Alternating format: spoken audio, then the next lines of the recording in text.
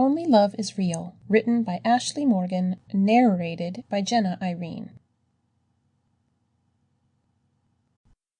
Chapter 1. Please give a round of applause for my assistant. I sat up as the whole room broke out in a chorus of applause and chatter.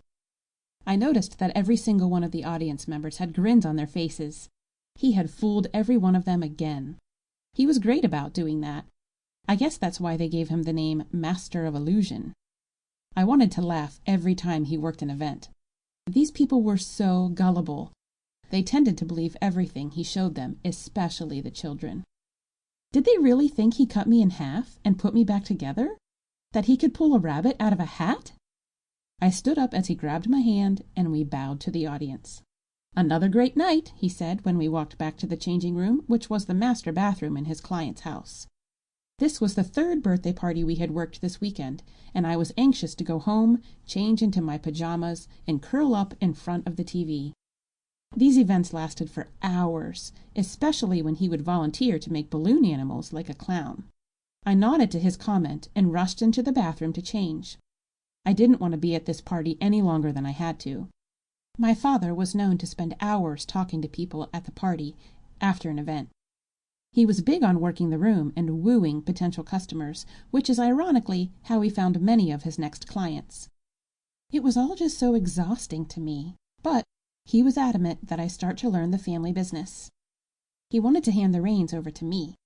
He should know that this is not how I want to live my life, fooling people for entertainment. He was charming a couple of the mothers on the other side of the living room when I walked out of the bathroom. He was still fully dressed in his costume, and I knew that we weren't going to get out of here any time soon.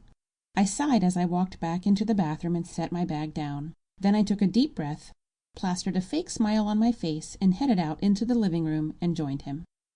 "Ah, there she is. This is my daughter Delilah, everyone." They all smiled and nodded in my direction, and then they went back to their conversation like I was invisible. I stood there for a moment waiting to see if they were going to speak to me, and finally made my way over to the snack table. Looking at all that food, my stomach started to rumble, and I realized that I hadn't eaten anything since breakfast. Grabbing a plate, I started scooping different dips and salads onto it. I finished the plate off with some chips and a small piece of sub sandwich that was left. Then I made my way over to the couch and started eating. I was about halfway done with my plate when I felt like someone was watching it. I looked up, and a red-haired, snotty-nosed 6-year-old was staring straight at me. He must have thought my look was an invitation because he was on the floor in front of me before I could do or say anything. "Hi," he said to me. Sample complete. Ready to continue?